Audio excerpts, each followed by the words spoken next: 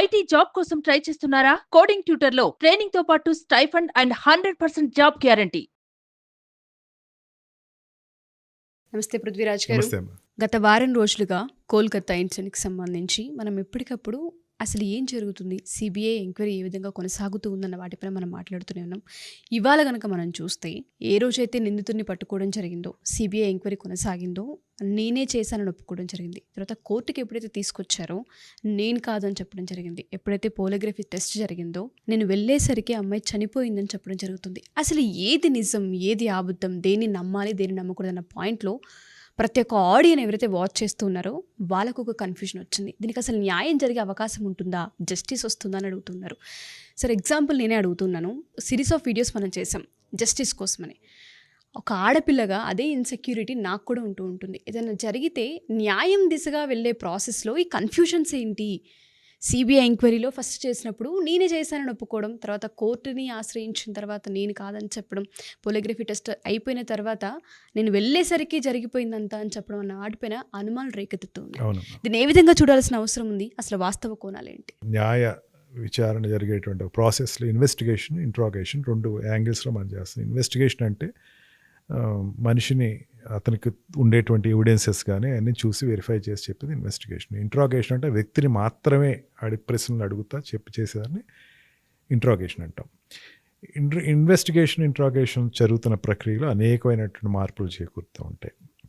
అంటే మీరు అడిగిన ప్రశ్న కరెక్టేమ్మా, దానికి నేను కూడా ఒప్పుకుంటున్నాను. కాకపోతే లీగల్ సిస్టంలో ఏమవుతుందంటే, ఏదైనా సరే న్యాయం జరగాలి ఒక వ్యక్తికి అంటే కనుక సంపూర్ణంగా విచారణ జరగాలి. అది అందరూ ఒప్పుకోవాల్సిన విషయం. అది సంపూర్ణంగా విచారణ అనేసరికి అతను ఫస్ట్ అరెస్ట్ అయ్యాడు. ఎవరి దగ్గర అరెస్ట్ అయ్యాడు? పోలీసు వాళ్ళ దగ్గర అరెస్ట్ అయ్యాడు. కన్ఫెషన్ స్టేట్మెంట్ ఇచ్చాడు. ఎవరి దగ్గర ఇచ్చాడు? పోలీసు వాళ్ళ దగ్గర ఇచ్చాడు. సిబిఐ వాళ్ళకి కాదు. ఇది బాగా గుర్తుపెట్టుకోండి. సిబిఐ వాళ్ళకి ఇప్పటివరకు ఇప్పుడు పోలిగ్రాఫ్ టెస్ట్ తర్వాత విచారణ జరిగి అదేమి సిబిఐ వాళ్ళు ఇప్పటివరకు బయట పెట్టలేదు. కేవలం ఏంటంటే పోలీసు వాడికి ముందుగా ఇచ్చేటువంటి స్టేట్మెంట్ ఏదైతే ఉందో, అంటే 8 days తర్వాత 5 days తర్వాత ఈ స్టేట్ పోలీస్ నుంచి సిబిఐకి షిఫ్ట్ అయింది హైకోర్టు ఇంటర్వెన్షన్ తోటి.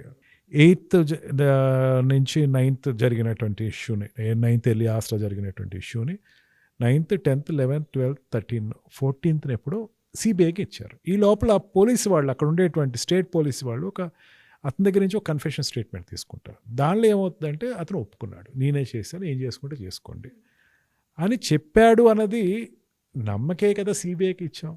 సిబిఐకి ఎందుకు ఇచ్చాం? అతను చెప్పాడు అంటే దాంట్లో అతను ఒప్పుకుంటున్నాడు, ఏదో నేను చేశాను, ఏం చేసుకుంటే చేసుకో అని చెప్తున్న దాన్ని ఎక్కడో అనుమానాలు వచ్చి కదా మనం సిబిఐ తీసుకున్నాం. సిబిఐ తీసుకుందంటే ఇంకా దాని మీద విస్తృతంగా దాన్ని ఇంకా విచారణ చేసే ప్రక్రియలో అనేకమైనవి బయటకు వస్తాయి, నిజాలు బయటకు వస్తాయి. అల్టిమేట్గా అందరూ కోరుకునేది ఏంటంటే జస్టిస్. మీరు కోరుకున్న, మన వ్యూవర్స్ కోరుకున్న జస్టిస్. జస్టిస్ అన్నది నేను అదే చెప్తున్నాను. నేను ఈ రకంగానే జస్టిస్ రావాలనుకుంటే తప్పు. అంటే ఇతనే ఖచ్చితంగా నిందితుడు అవ్వాలనుకుంటే తప్పు. ఇంకా ఏదైనా ఉందా అన్న దాని మీద ఎక్కువ ఆలోచిస్తూ ఉంటుంది ఈ సిబిఐ వ్యవస్థ కానీ, ఈ పోలీస్ వ్యవస్థ కానీ. ఇతను ఒక మాట ఫస్ట్ చెప్పాడు. ఏమన్నాడు?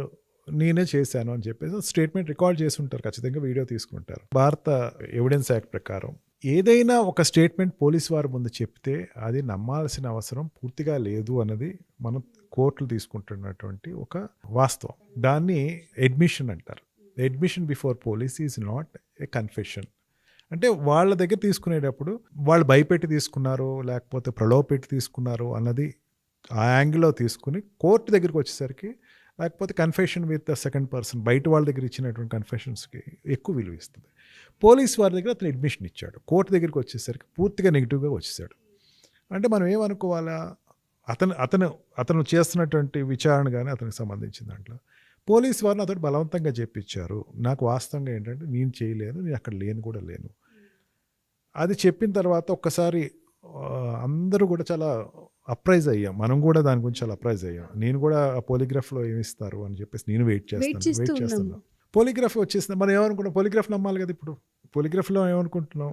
పాలిగ్రాఫ్ని 100% నమ్మేసి ఖచ్చితంగా నిజాలు వచ్చేస్తే ఎవరెవరు వచ్చేసారు, కేసు క్లోజ్. అందరం దాని గురించే కదా సార్, ఎందుకంటే కన్ఫ్యూజన్ ఉంది, పోలిగ్రఫీ వస్తే తప్ప ఈ కన్ఫ్యూజన్కి తెర లేపదు అన్నట్టుగానే మనం ఎదురు చూస్తున్నాం. సడన్ గా ఈ ట్విస్ట్ అనేది ఒక రకంగా కేసు ముందుకెళ్తుందా, అసలు జస్టిస్ వచ్చే ప్రాసెస్లో ఉందా లేదా అనేది అనుమానం వచ్చేస్తుంది. అవునమ్మా, నేను అదే అంటున్నాను. మళ్ళీ నేను అడుగుతున్నాను క్వశ్చన్, బయట వాళ్ళని అడగట్లేదు.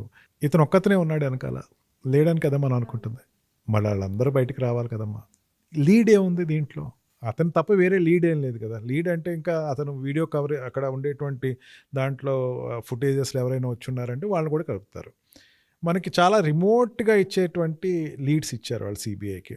ఒకటి ఏం చేశారు, ఇవ్వటం కూడా కాకుండా స్టేట్ గవర్నమెంట్లో స్టేట్ పోలీస్ ఏం చేసింది, ఉన్న ఎవిడెన్స్ని మొత్తం తగలబెట్టేసేసింది, మొత్తం నాశనం చేసేసింది. ఆ అమ్మాయిని పోస్ట్ మార్టం చేసినటువంటి ఇమీడియట్గా అమ్మాయిని క్రిమిషన్ చేయించేశారు. అంటే ఆ అమ్మాయి జనరల్గా ఏమవుతుందంటే ఇటువంటి కేసెస్లో ఏదో మళ్ళీ ఇంకా డౌట్ ఉందంటే పోస్ట్ మార్టం చేసి మళ్ళీ అట్లా ఉంచి తర్వాత మళ్ళీ ఫర్దర్ పోస్ట్ మార్టమ్స్ చేస్తారు. అట్లా చేయటం వల్ల ఏంటంటే కొన్ని బయటకు వస్తూ ఉంటాయి.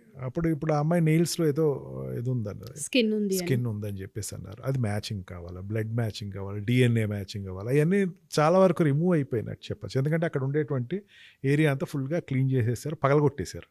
క్లీన్ చేయడం పగలగొట్టేశారు. అత్యుత్సాహం అని చెప్పచ్చు, లేకపోతే ఎవరో మనం ఏదైతే అనుకుంటున్నామో ఎవరైతే పెద్ద తలకాయలు అవన్నీ బయటికి వాళ్ళు చేసిన పని ఉండొచ్చు. దీంట్లో ఏమవుతుంది, ఇప్పుడు ఈ పోలిగ్రఫీ టెస్ట్లో అతను కోర్టులో ఇచ్చిన దానికి మ్యాచ్ చేసుకున్నాడు. ఏమన్నాడు కోర్టులో, ఏమన్నాడు, నేను అసలు సంబంధం లేదు, నన్ను ఇరికించారు, ఐఎమ్ ఫ్రేమ్డ్ బై సంబడి అన్నాడు. పోలిగ్రాఫ్ టెస్ట్లో అతను చెప్పింది ఏంటంటే, నేను అక్కడ హత్య సమయంలో నేను వెళ్ళి చూసేసరికి చంపబడి ఉంది, అందుకని పరిగెత్తుకుంటా వెనక్కి వచ్చేసేసాను అని అతను పోలిగ్రాఫ్లో చెప్పాడు. పోలిగ్రాఫ్ని 100% నమ్మచ్చా నమ్మకూడదా అంటే అమ్మ, పోలిగ్రఫీ అనేది ఇట్స్ అన్ యాక్చువల్గా ఏంటంటే పోలిగ్రఫీ టెస్ట్ కానీ, నార్కోటిక్ టెస్ట్లు కానీ, లేకపోతే బ్రెయిన్ మ్యాపింగ్ కానీ కాన్స్టిట్యూషన్కి ఒక రకంగా వ్యతిరేకంగానే ఉంది. వ్యతిరేకత అంటే చేయొద్దు అని కాదు. జనరల్గా ఏమంటామంటే ఏ వ్యక్తిని తనకి ఇష్టం లేకుండా ఒక సాక్ష్యం చెప్పడానికి వీల్లేదు, అతని ఇష్టాలతోటి చెప్పించాలనేది ఒక తీసుకునేటువంటి ఒక విధానం. దీంట్లో పోలిగ్రాఫ్ టెస్ట్ ఏం చేస్తారు, అతనికి ఒక డ్రగ్స్ ఎక్కించి డ్రగ్స్లో అతను చెప్పేటువంటి దాన్ని మత్తులో చెప్పిస్తారు. అతనితోటి మత్తులో చెప్పింది 100% కరెక్టా అవుతుందా అన్నది కేవలం ఒక 60-70% పాసిబిలిటీ తీసుకుంటారు. మిగతాదంతా మేబీ ఆడు చెప్పింది అబద్ధం అని మనం ఏదైతే అనుకున్నామో అట్లా తీసుకుంటే జరుగుతుంది. ఈ వైల్డ్గా వచ్చేటువంటి ఈ ఎవిడెన్సెస్ని ఎల్బీస్ అంటామా, ఎల్బీసెస్ని ఎంతవరకు నమ్ముతాము అంటే ఇంకా విచారణ జరిగే కొద్దీ ఫర్దర్గా సైమల్టేనియస్గా ప్యారలల్గా ఇతను చేసినప్పుడే సంజయ్ ఘోష్ ఇంటి దగ్గర రైడ్ జరిగింది. సంజయ్ ఘోష్ దగ్గర రైడ్ చేసినప్పుడు ఇంకా 3-4 డాక్టర్స్ని కూడా కలుపుకున్నారు దీంట్లో. ఆ డాక్టర్స్ని కలిపారు, వాళ్ళ దగ్గర నుంచి ఎంత డబ్బు వెళ్ళింది, ఇది అసలు యాక్చువల్గా మొత్తం తీగలాగుతుందమ్మా సిబిఐ.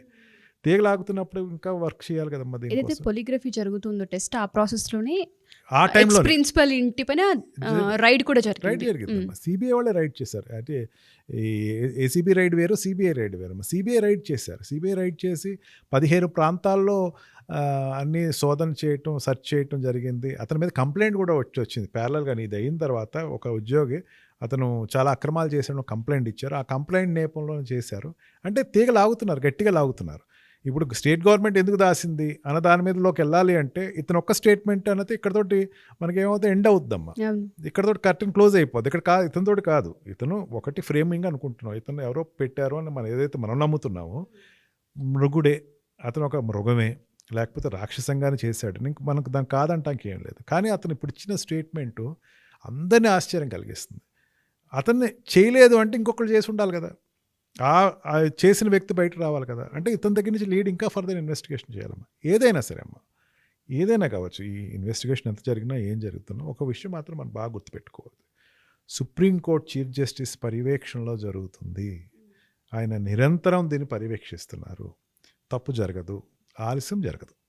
ఇది మాత్రం నిర్భయంగా చెప్తున్నాను. ఆలస్యం జరగదు, తప్పు జరగదు. చాలా కాన్సన్ట్రేటివ్గా చేస్తారు. అన్ని వ్యవస్థలు దాంట్లోకి వచ్చి కూర్చున్నాయి. కనపడని వ్యవస్థలు కొన్ని ఉంటాయి, మనం చెప్పలేరు. కొన్ని వ్యవస్థలు ఉంటాయి మనకు కనపడవు. సిబిఐ కనపడుతుంది, సిబిఐ వెనకాల అనేకమైన ఆర్గాన్స్ బయటకు వచ్చి పనిచేస్తూ ఉంటాయి, అవి మనకు కనపడవు. అవి కూడా చెప్పమంటే చెప్పరు. మొత్తం అయిపోయిన తర్వాత ఇన్వెస్టిగేషన్ అయిన తర్వాత చెప్తారు.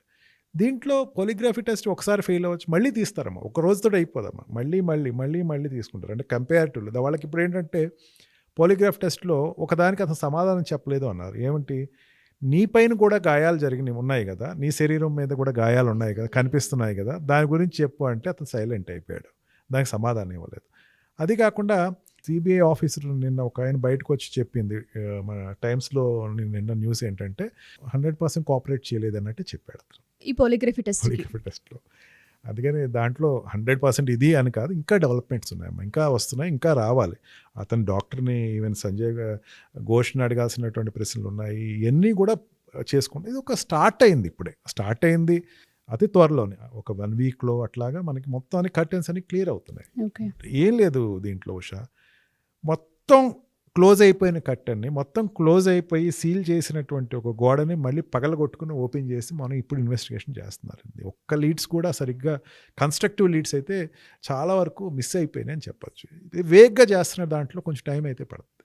టైం అంటే ఏదో సంవత్సరాలు అయితే కాదు, ఖచ్చితంగా న్యాయం జరుగుతుంది. అన్నీ బయటకు వస్తాయి, నిందితులు బయటకు వస్తారు. నిందితులు ఒకడనే కాదు, చాలామంది ఉన్నారు. అన్ని లింక్స్ అనేది బయటకు వస్తాయి.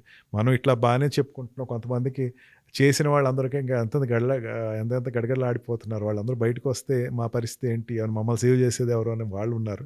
ఖచ్చితంగా అందరూ వస్తారు.